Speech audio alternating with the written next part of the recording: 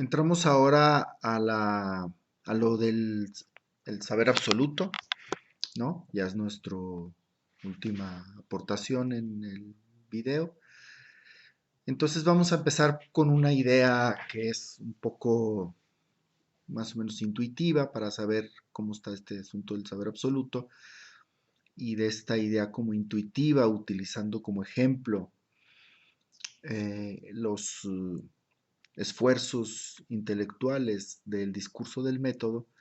este, Vemos después eso cómo es que se estructura en Hegel.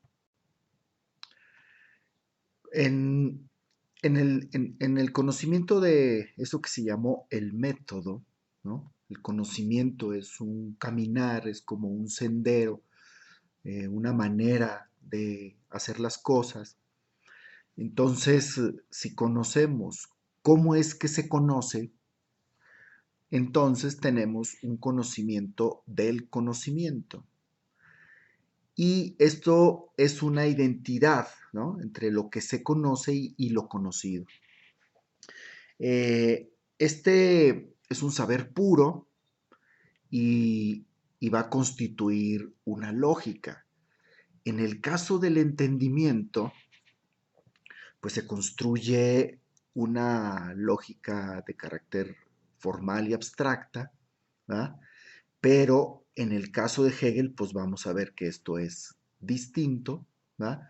Porque no es un tema de cómo es que se construye el conocimiento al interior del entendimiento, sino la dialéctica de la razón concreta, ¿verdad? Eh, es una forma de saber absoluto, ¿no? Este saber puro, ¿verdad? Eh, Porque conocemos cómo es que se conoce, ¿no? Entonces ya conocemos los principios fundamentales de la ciencia. En el caso del discurso del método en la modernidad, es una forma eh, de saber absoluto pero imperfecta, porque está en el puro ámbito del entendimiento y genera una lógica de carácter abstracta y formal, y no real y efectiva, como lo quiere Hegel, ¿no? Este, hacer ese saber en el despliegue concreto del espíritu, ¿verdad?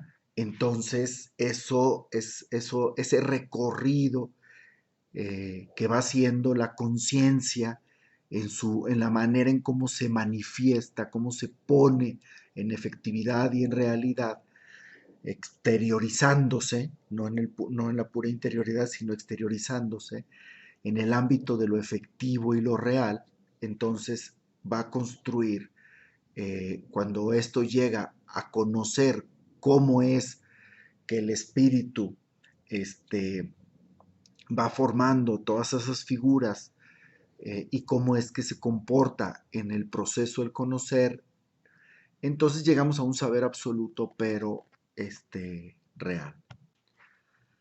Para revisar esto, cómo es que este método, que es como este sendero, es un caminar, es un recorrido.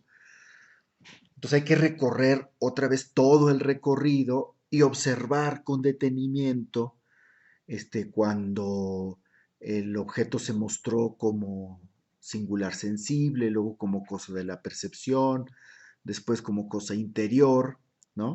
Ahí salió la noción de fuerza, ley, como un todo lleno de determinaciones. Esta unificación ya tuvo lugar en nosotros. Bueno, hay que observar otra vez todo ese recorrido y cómo es que se comportó la conciencia en, en todo ese caminar. En todo ese caminar, el saber absoluto, el concepto, ya no es una mera figura más de la conciencia. Ahora es este saber puro de la manera en cómo se edifica, cómo es que camina el espíritu para construir los diferentes saberes y por tanto formas de vida. Recordemos que hay una exteriorización y que estamos en una razón, estos conceptos que son vivos, actuantes en la historia. En ese sentido, esa ciencia, o sea, el saber absoluto es ciencia en el sentido estricto, es esta autoconcepción del sí mismo, ¿verdad? Pero hay una determinación muy importante. A diferencia de la ciencia del puro entendimiento, esta ciencia de la razón actuante y efectiva, hay una determinación fundamental que es el tiempo, ¿verdad? Esto es, para Hegel el tiempo es idéntico al espíritu, no el tiempo cósmico de los griegos, ¿verdad? Sino el tiempo antropológico, ¿no? El tiempo hegeliano es trágico, es negatividad, es el tiempo del hombre, es dialéctica, ¿no? Que siempre se está buscando y superando a sí mismo. En todo este recorrido que vimos, hay un desdoblamiento entre conciencia y autoconciencia, ¿no? Este motor en este desdoblamiento en donde la conciencia va teniendo un objeto determinado y luego al cual cuando llega a él lo concibe como verdad, como siendo la verdad, ¿verdad? Pero la conciencia es consciente de que sabe esa verdad, y esta desigualdad entre conciencia y autoconciencia, este motor, es lo que hemos llamado la experiencia de la conciencia. Esto es con lo que iniciamos el curso, ¿va? Este, y esta diferencia entre conciencia y autoconciencia, y donde una va y genera un objeto y luego hay un desplazamiento, hay un movimiento dialéctico, luego se llega a otro objeto, y así vamos generando un objeto tras otro en este proceso de desdoblamiento, en esta experiencia de la conciencia. Y bueno, en el saber absoluto, justo lo que ocurre es que esa diferencia desaparece. Lo que parece un movimiento externo a la substancia, dirigido contra ella, en realidad es su propio movimiento. ¿verdad? La substancia aparece como sujeto, como espíritu, y así aparece ante la conciencia, y ésta descubre en su objeto lo que ella misma es. ¿verdad? Esto es lo fundamental de cómo se llega ya al saber absoluto, en donde hay identidad entre objeto y sujeto. ¿verdad?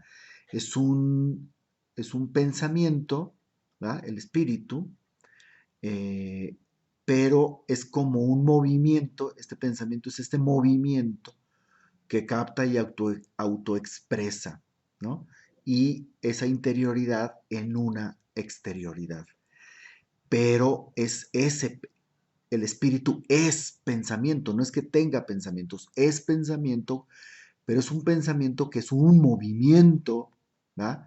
Determinado, y eso es lo que constituye los momentos de la lógica. ¿verdad?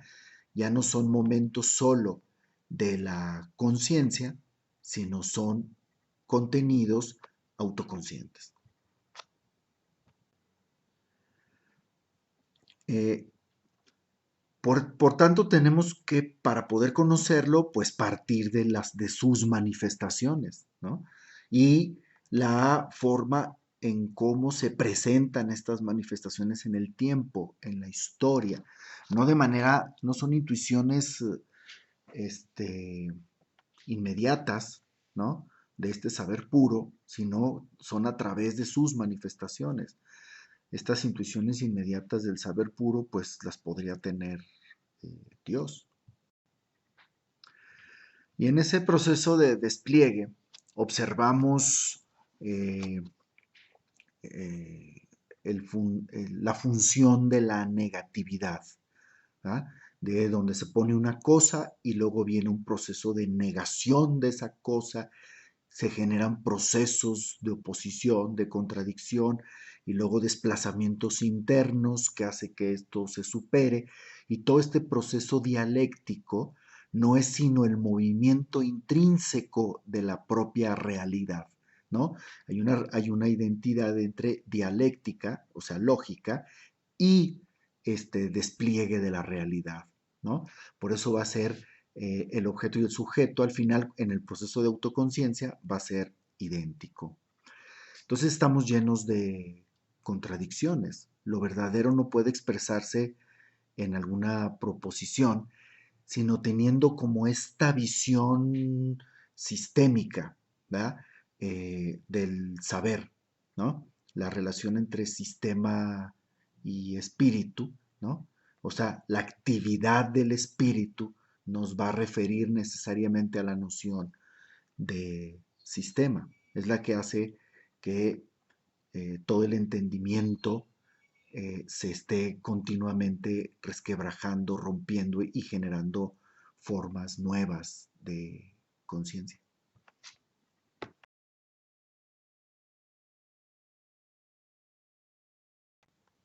De tal manera que en esto se rompe la dualidad entre acción y pensamiento. El pensamiento es acción y la acción es pensamiento, ¿no? La historia es el espíritu exteriorizado en el tiempo, de tal manera que la autoconciencia del espíritu, esto es la conciencia de sí mismo, de ese espíritu actuante, va a producir formas sociales concretas, que es lo que va a llamar el reino de la libertad, ¿no? Donde ya toda esta conciliación entre lo general y lo singular. Marx en esto vio al comunismo, ¿no? El proceso de conciliación es el comunismo.